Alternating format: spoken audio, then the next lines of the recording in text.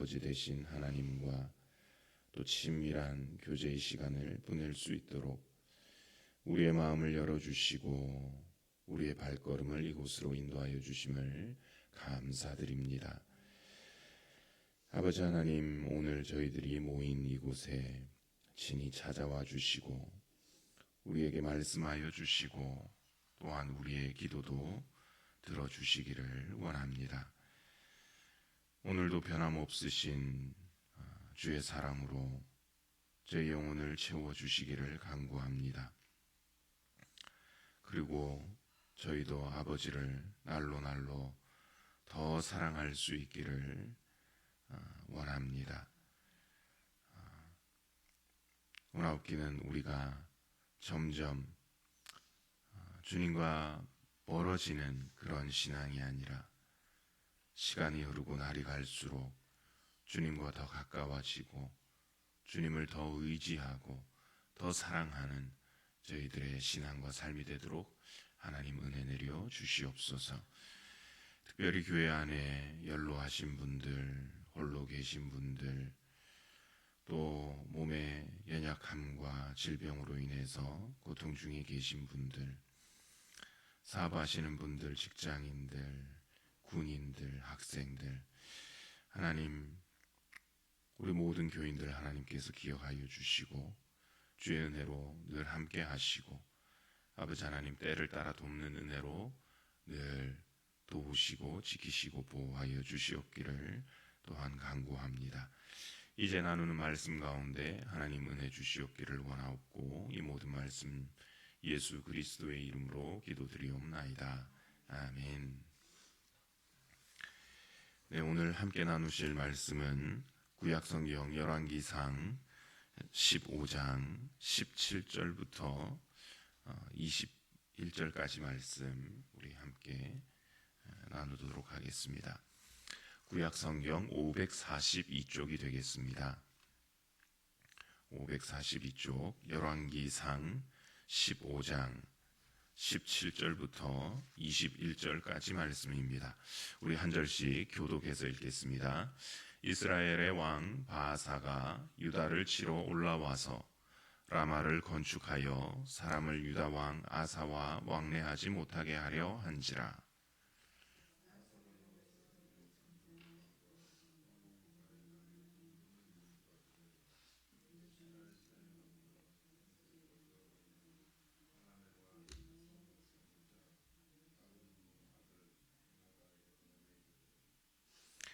나와 당신 사이에 약조가 있고 내 아버지와 당신의 아버지 사이에도 있었느니라.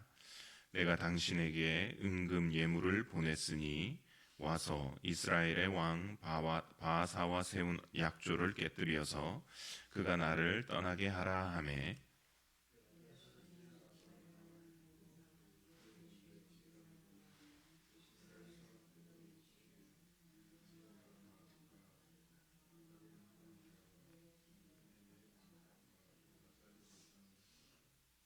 바하사가 듣고 라마를 건축하는 일을 중단하고 디르사에 거주하니라. 아멘. 예, 여기까지 보겠습니다. 더 읽으셔도 되는데 예전에 봤던 영화 중에 이런 저기가 있었습니다.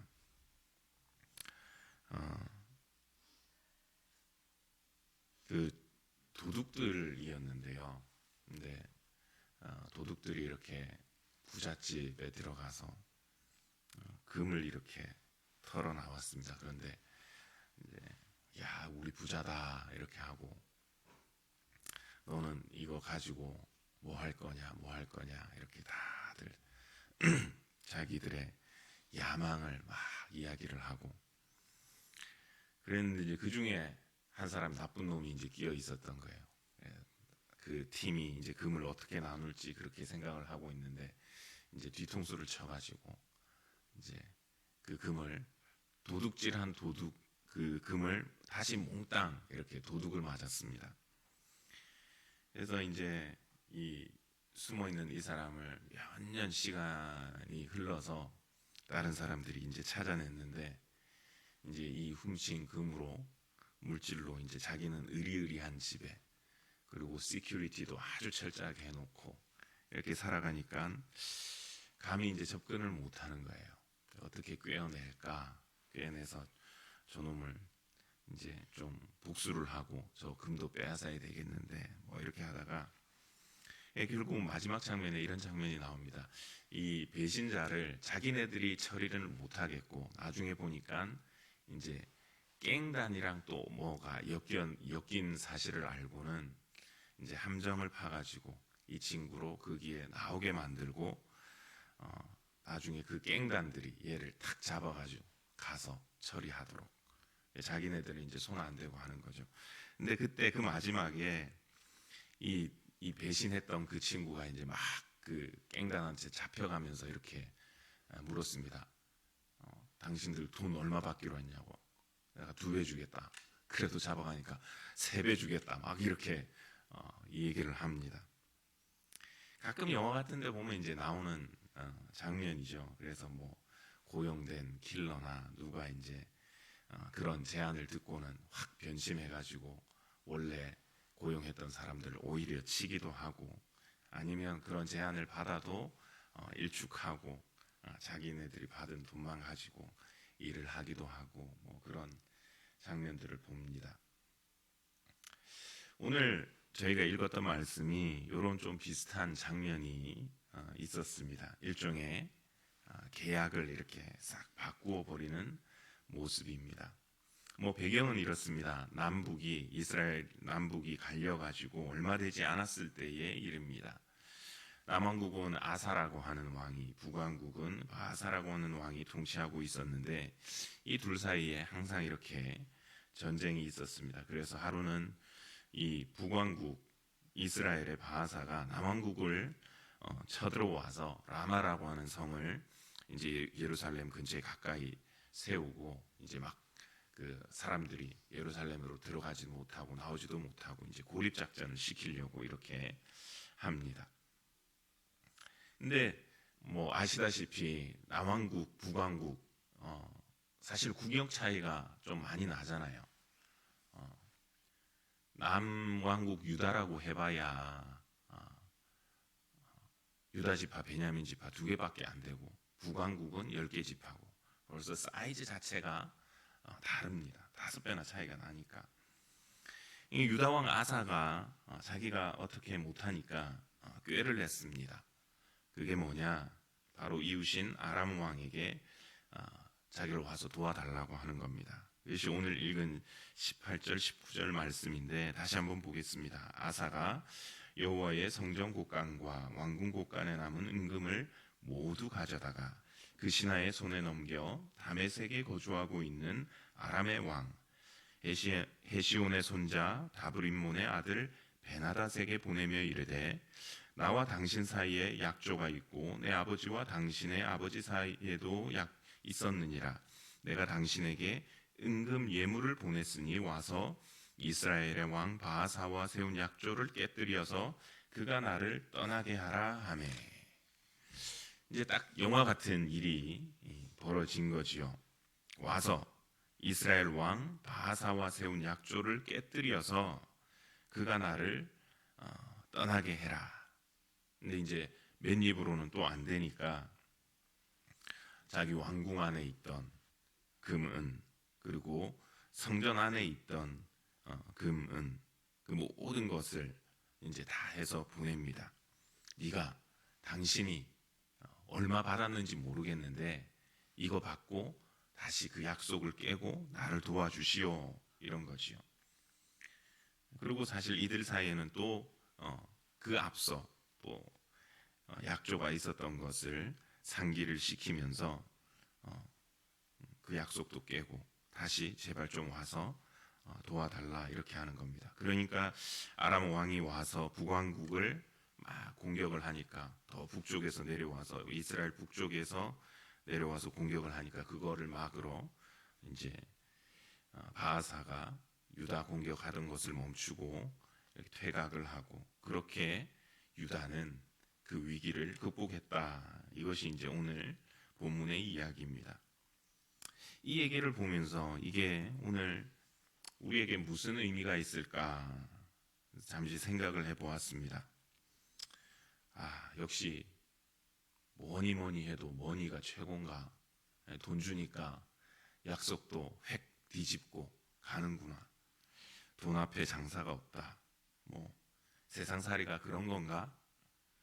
영원한 우방도 없고 영원한 적도 없고 그때그때 상황 따라서 뭐 살아가야 되는 게 세상살인가?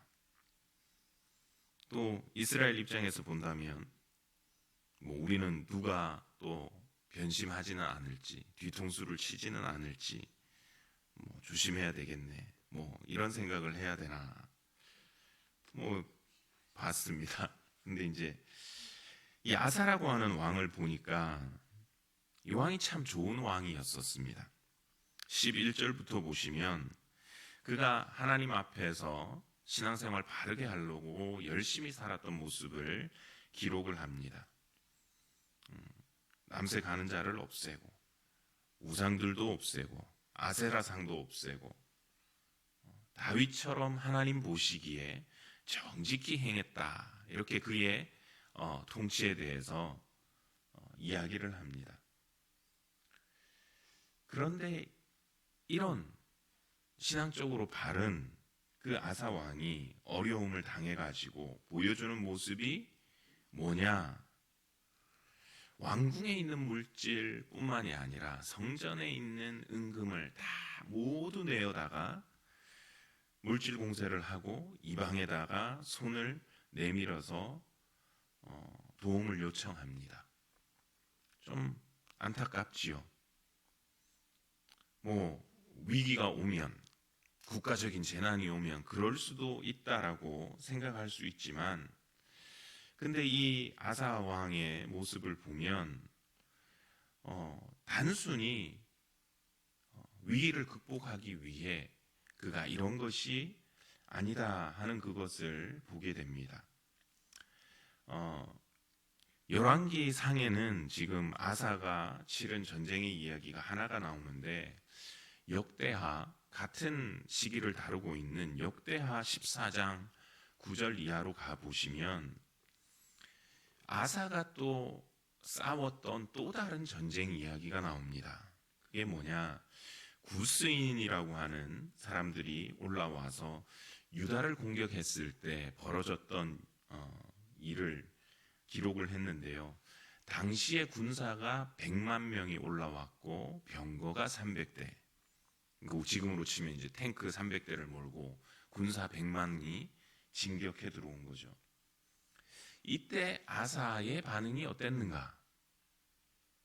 오늘 지금 저희가 읽었던 반응하고는 사뭇 달랐습니다. 14장 역대하 14장 11절은 이렇게 기록을 하고 있습니다. 아사가 그의 하나님 여호와께 부르짖어 이르되 여호와여 힘이 강한 자와 약한 자 사이에는 주밖에 도와줄 이가 없사오니 우리 하나님 여호와여 우리를 도우소서. 우리가 주를 의지하오니 주의 이름을 의탁하옵고 이 많은 무리를 치러 왔나이다. 여호와여 주는 우리 하나님이시오니 원하건대 사람이 주를 이기지 못하게 하옵소서 하였더니 지금 이 당시에는 그때는 아사가 보여준 모습은 철저하게 하나님을 의지하고 하나님께 기도하고 도움을 구했던 그 모습을 볼 수가 있습니다. 그렇게 하나님을 의지하고 하나님께 간구했을 때 어떻게 되었느냐? 100만 대군의 그 어마어마한 공격을 막아내고 물리치고 나라를 지켰던 것을 봅니다. 왜 구스에 침입되는 하나님을 의지하고 또 북이스라엘과 싸울 때는 아람에게 손을 내밀었을까? 북이스라엘 군사가 더 많아서? 아니요. 그 선조 때에도 전쟁이 있었는데 이스라엘이 그때 끌고 내려온 군사의 수가 그 역대하 또 보면 80만이라고 기록이 되어져 있습니다. 100만보다 작았어요. 그러니까 아버지 때 말고 지금도 뭐 비슷한 군사력이니까 뭐 별 차이가 없었으니까 비슷한 인원이 내려오지 않았을까 생각이 됩니다. 그런데 100만일 때는 이렇게 하나님을 의지하고 대범하게 해놓고선 오히려 적은 군사인 이스라엘과는 그때는 하나님을 의지하지 않고 오히려 성전의 은근까지 다 취해서 아람에게 손을 내미는 그런 모습을 보였을까? 그냥 그때 상황이 다르니까 그랬겠지. 뭐 할 수 있지만 이게 이제 시간의 흐름을 따져보면서 교훈을 한번 생각해 본 것이 이겁니다. 아사가 변했구나. 그러니까 이 구스인들과의 싸움은 언제냐? 아사의 통치 초기였습니다. 그리고 북이스라엘과의 싸움은 그의 통치 마지막. 처음에는 그가 왕위에 올라서 어떻게 해야 될지 모르고 하나님 어떡하지요?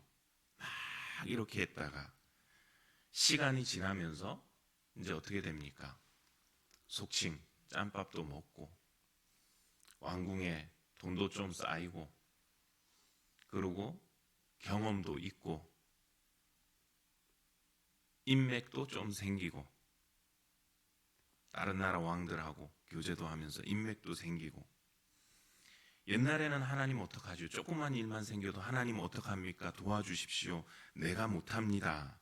했던 것이 지금 아사 통치 말기에 대해서는 그럼 내가 어떡하나? 하는 그 모습으로 하나님은 어느새 뒤쪽으로 물러나고 자기가 행하는 그 모습으로 변해버린 것이 아닌가 생각이 됩니다. 더 심한 것은 역대하의 이 기록을 보면 이 전쟁에 대해서 한 선지자가 나와가지고 이 구스인들과의 전쟁을 상기시키면서 얘기합니다.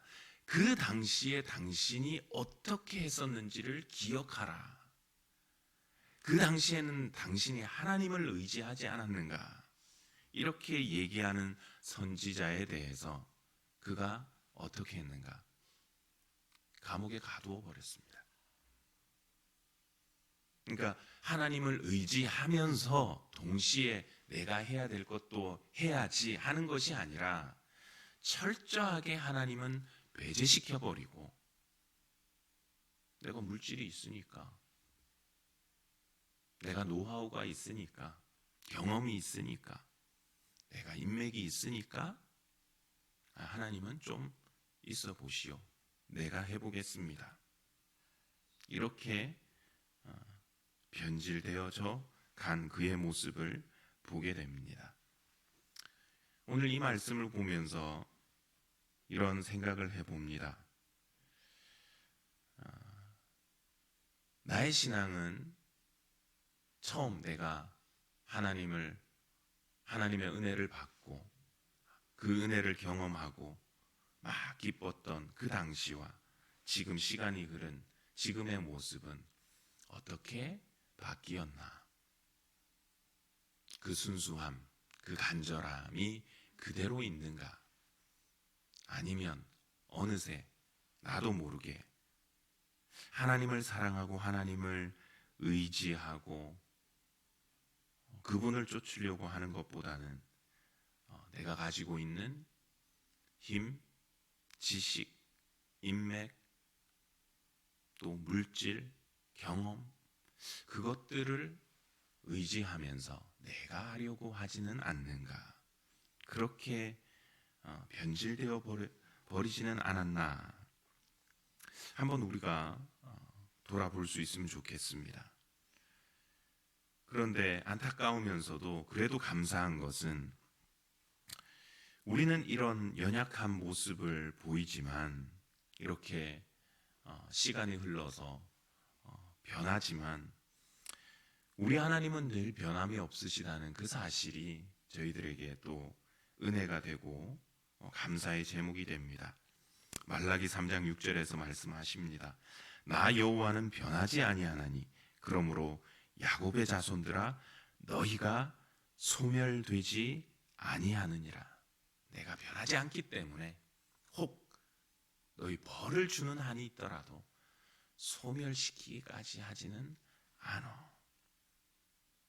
또 야고보 1장 17절에 말씀하십니다. 온갖 좋은 은사와 온전한 선물이 다 위로부터 빛들의 아버지께로부터 내려오나니 그는 변함도 없으시고 회전하는 그림자도 없으시느니라. 사람들은 변합니다. 돈 때문에 자신의 얻을 이익에 따라서 약속을 뒤집고 조변석계라는 말처럼 아침 다르고 저녁 다르고 획획 바뀌기도 하지만 그래도 하나님은 변하지 않는 하나님이심에 저희가 또 감사할 수 있습니다. 오늘 이 말씀을 보면서 우리가 광야 같은 이 땅을 살아가며 변함없이 우리를 사랑해 주시고 변함없이 은혜를 주시고 변함없이 인내해 주시는 이 하나님을 우리도 변함없이 사랑하고 변함없이 의지하는 그런 신앙이 될 수 있기를 소원합니다. 그래서 시간이 지날수록 더욱더 어제보다 오늘, 오늘보다 내일 더 하나님을 사랑하고 의지하고 그 좋으신 하나님을 경험하는 저희들의 삶이 되기를 소원합니다. 기도하겠습니다. 주님 감사합니다. 오늘 아침 변하는 세상 속에서 쉽게 변해버리는 우리들의 모습이 있지는 않는지 생각해 봅니다. 시간에 따라, 상황에 따라, 나의 유익에 따라 세상 안에서 그저 그렇게 바람 부는 대로, 물결 치는 대로 쉽게 변해가는 것이 저희의 모습이 아닌지 우려해 봅니다. 주님,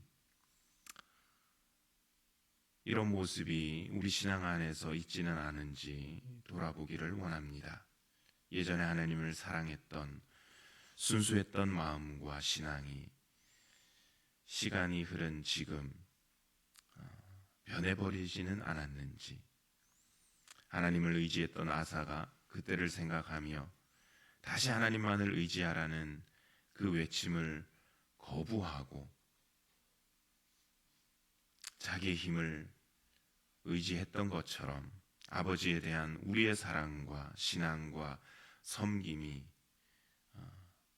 시간이 흐른 지금 퇴색하거나 변질되지는 않았는지 돌아보게 하옵소서.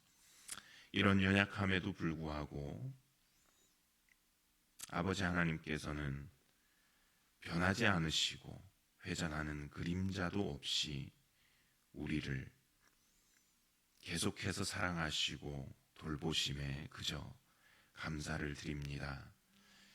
원하옵기는 저희가 아버지 되신 이 하나님을 시간이 지날수록 더 사랑하기를 원합니다. 시간이 지날수록 더 의지할 수 있기를 원합니다. 시간이 지날수록 나쁘게 약하게 변하는 것이 아니라 더 좋은 모습으로 성장하는 모습으로 변해갈 수 있도록 하나님 은혜 내려 주시옵소서. 오늘도 이 아침에 나와서 교회를 위하여서 또 가정을 위하여서 자녀를 위해서 기도하시는 우리 성도님들의 모든 기도를 들어주시고 하나님의 응답하심을 보고 하나님께 영광 돌리는 저희들의 삶이 될 수 있기를 원하옵고 이 모든 말씀 우리 구주 예수 그리스도의 이름으로 기도드리옵나이다. 아멘.